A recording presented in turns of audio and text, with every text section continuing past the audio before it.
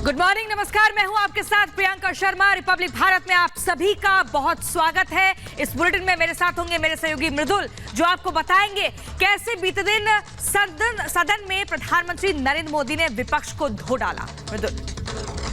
बहुत धन्यवाद प्रियंका। प्रधानमंत्री नरेंद्र मोदी ने कल अविश्वास प्रस्ताव पर एक एक कर सारे आरोपों का जवाब दिया है। प्रधानमंत्री नरेंद्र मोदी ने लगभग 2 घंटे से ज्यादा का वक्त लिया और अपने संबोधन में उन्होंने जो निजी तौर पर हमले किए गए उस पर भी निशाना साधा और बताया कि 2028 में एक बार फिर कोशिश करिएगा बेहतर तरीके से अविश्वास प्रस्ताव लाएं। दिखाते हैं आपको कल प्रधानमंत्री नरेंद्र मोदी का भाषण कैसा रहा इस रिपोर्ट में।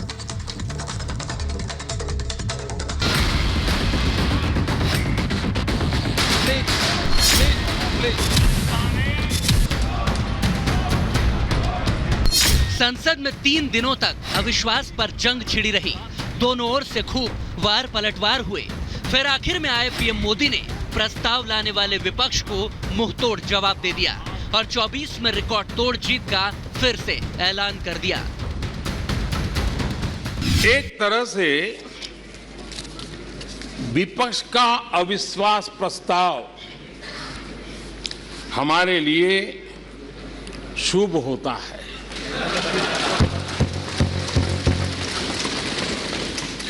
और मैं आज देख रहा हूं कि आपने तय कर लिया है कि एनडीए और बीजेपी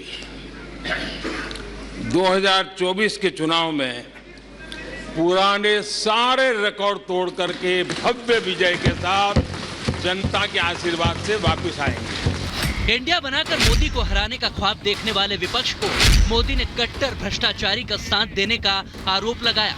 केजरीवाल का नाम लिए बिना पीएम मोदी ने दिल्ली बिल पर विपक्ष के रवैये को आड़े हाथों लिया। विपक्ष के हमारे साथियों को दिखास की छपास की बहुत इच्छा रहती है, पर स्वाभाविक है। लेकिन आप ये मत भूलिए कि देश भी आपको देख रहा है। आपके एक एक शब्द को देश गौर से सुन रहा है।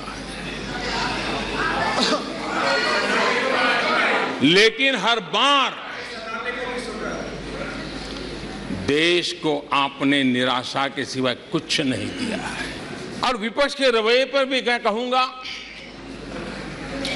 जिनके खुद के वही खाते बिगड़े हुए हैं, जिनके वही खाते खुद के बिगड़े हुए हैं, वो भी हमसे हमारा हिसाब लिए फिरते हैं। मोदी के निशाने पर कांग्रेस और लोकसभा में उसके नेता अधीर रंजन चौधरी भी रहे, जिनकी चुटकी लेकर मोदी ने तंज कसे। अधीर बाबू को क्या हाल हो गया? उनकी पार्टी ने उन्हें बोलने का मौका नहीं दिया। ये तो कल अमित भाई ने बहुत जिम्मेवारी के साथ कहा कि भाई अच्छा नहीं लग रहा है, और आपकी उदारता थी कि उनका समय समाप्त हो गया था तो भी आपने उनको आज मौका दिया। लेकिन गुड़ का गोबर कैसे करना उसमें ये माहिर है।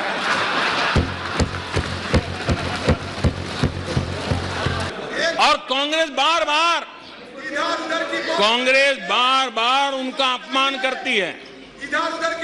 कभी चुनावों के नाम पर उन्हें अस्थायी रूप से फ्लोर लीडर से हटा देते हैं। बिट्टू जी,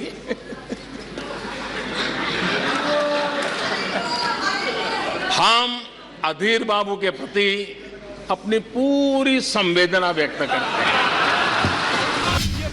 जब विपक्ष अमीर और गरीब के बीच की खाई को बढ़ाने का आरोप लगा रहा है, तो मोदी ने संसद में तथ्यों के साथ पलटवार किया।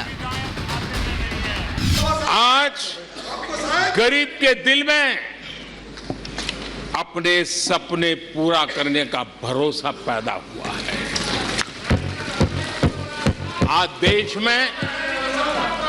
आज देश में गरीबी तेजी से घट रही है। नीति आयोग के रिपोर्ट के अनुसार पिछले 5 साल में 13.5 करोड़ लोग गरीबी से बाहर आए हैं। आदरणीय अध्यक्ष जी, आईएमएफ अपने एक वर्किंग पेपर में लिखता है कि भारत ने अति गरीबी को करीब करीब खत्म कर दिया है। आईएमएफ ने भारत के डीबीटी के और दूसरे हमारे सोशल वेलफेयर स्कीम के लिए आईएमएफ ने इसे कहा है, ये लॉजिस्टिकल मार्वल है। मोदी अपनी सरकार की उपलब्धियां बता रहे थे, ऐसे में विपक्ष हंगामे की कोशिश करने लगा। विरोध के लिए काले कपड़े पहनने वालों को पीएम मोदी ने काला टीका बता दिया। जो पुरानी सोच वाले लोग रहते हैं वो उस सोच से सहमत नहीं, लेकिन वो कहते हैं कि देखो भाई, जब कुछ शुभ होता है, कुछ मंगल होता है, घर में भी कोई अच्छा होता है, बच्चे भी कोई अच्छे कपड़े पहनता है, जरा साफ सुथरा होता है, तो काला टीका लगा देते हैं। आज देश का जो मंगल हो रहा है चारों तरफ, देश की जो चारों तरफ वाहवाही हो रही है, देश का जो जय जयकार हो रहा है, तो मैं आपका धन्यवाद करता हूं कि काले टीके के रूप में काले कपड़े में निकल के सदन में आकर के आपने इस मंगल को भी सुरक्षित करने का काम किया है। इसके लिए भी मैं आपका धन्यवाद करता हूं। मोदी एक के बाद एक विपक्ष को टारगेट कर रहे थे, तब विपक्ष के सांसद इंडिया इंडिया के नारे लगाने लगे। इस बीच पीएम मोदी ने गालियां देने वालों को भी नसीहत दे डाली। और उनके लिए तो सबसे प्रिय नारा क्या है? मोदी तेरी कब्र खुदेगी। मोदी तेरी कब्र खुदेगी। मोदी तेरी कब्र खुदेगी। ये इनकी पसंदीदा नारा है। लेकिन मेरे लिए इनकी ये गालियां, ये अपशब्द, ये अलोकतांत्रिक भाषा, मैं उसका भी टॉनिक बना देता हूं। विपक्ष के आरोपों को पीएम मोदी ने खुद के लिए वरदान बताया और 20 साल में सीएम से लेकर पीएम बनने तक लगाए गए तमाम लांछन और बुरा चाहने वालों को भी फायदेमंद बताया। कि विपक्ष के लोगों को एक सीक्रेट वरदान मिला हुआ है। हाँ,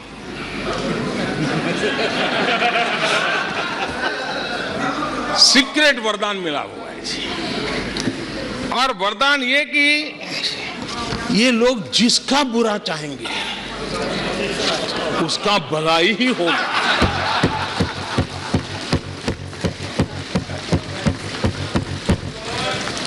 एक उदाहरण तो आप देखिए, मौजूद है। 20 साल हो गए, क्या कुछ नहीं हुआ, क्या कुछ नहीं किया गया, लेकिन भलाई होता गया। मोदी के निशाने पर राहुल गांधी भी रहे। उन्होंने नाम तो नहीं लिया, लेकिन एचएएल वर्करों के साथ उनकी मुलाकात और हरियाणा में धान किसानों के साथ हुए फोटो सेशन पर पीएम मोदी ने तंज कसा। क्या कुछ नहीं कहा गया था एचएएल के लिए, और इसका दुनिया पे बहुत नुकसान करने वाली भाषा का प्रयोग किया गया था। और एचएएल तबाह हो गया है,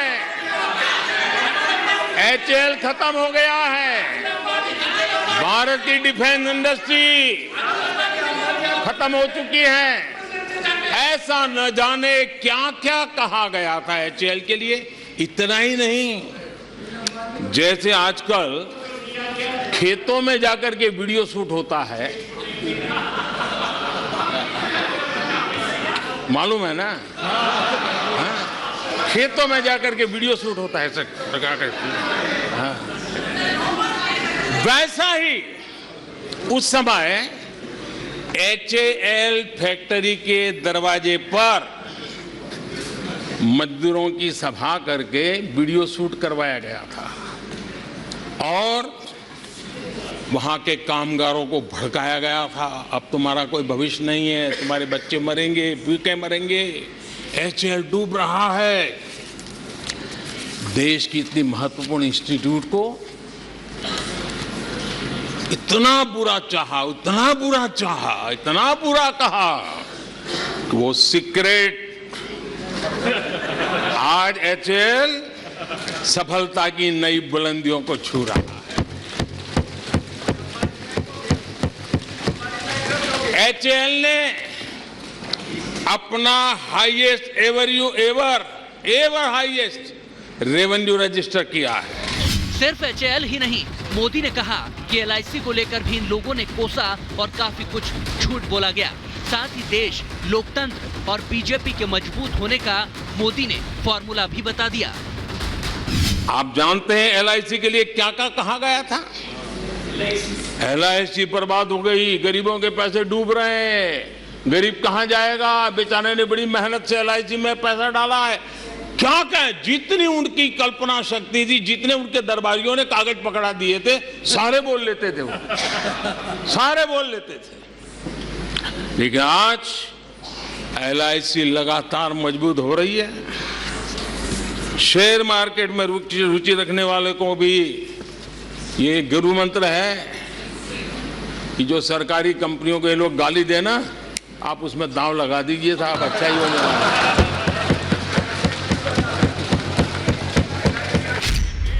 मोदी ने अगली पारी का संसद में भी ऐलान किया है और भारत को तीसरी बड़ी अर्थव्यवस्था बनाने का एक बार फिर वादा दोहराया है।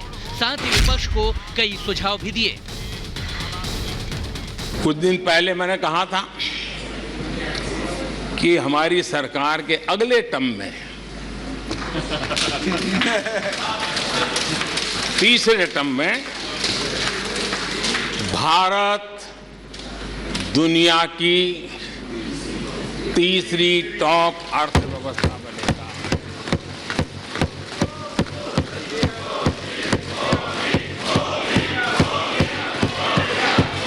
आदरणीय अध्यक्ष जी, आदरणीय अध्यक्ष जी, अब देश के भविष्य पर थोड़ा सा भी भरोसा होता जब हम ये क्लेम करते हैं कि हम आने वाले 5 साल में नए तीसरे टर्म में हम देश की इकोनॉमी को तीसरे पर लाएंगे। तो एक जिम्मेवार विपक्ष क्या करता, वो सवाल पूछता, अच्छा भाई बताओ, निर्मला जी बताओ कैसे करने वाले हो, अच्छा मोदी जी बताओ कैसे करने वाले हो, आपका रोड मैप बताओ। ऐसा करते, अब ये भी मुझे सिखाना पड़ रहा है। लेकिन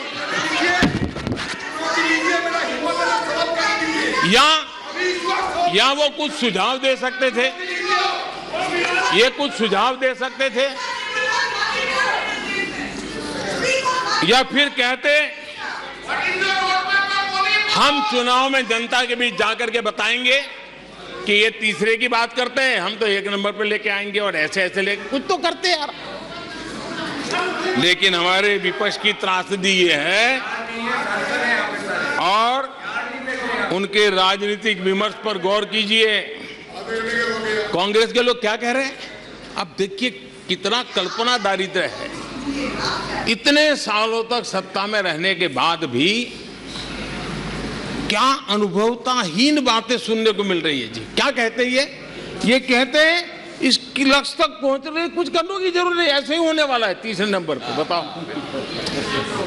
मुझे लगता है कि इसी सोच के कारण वो सोते रहे इतने सालों तक। विपक्षी गठबंधन को सुझाव दिया तो मोदी ने 2028 के लिए फिर एक भविष्यवाणी कर दी, ठीक वैसे ही जैसे उन्होंने 2018 में 2023 के लिए की थी। देश का विश्वास है कि 2028 में आप जब अविश्वास प्रस्ताव लेके आएंगे तब ये देश पहले 3 में होगा, ये देश का विश्वास है। प्रधानमंत्री मोदी ने चुन चुनकर विपक्ष को धोया, हर आरोप पर तीखा प्रहार किया और 2024 में जबरदस्त जीत के साथ वापसी का ऐलान कर दिया। Bureau report, Republic Bharat.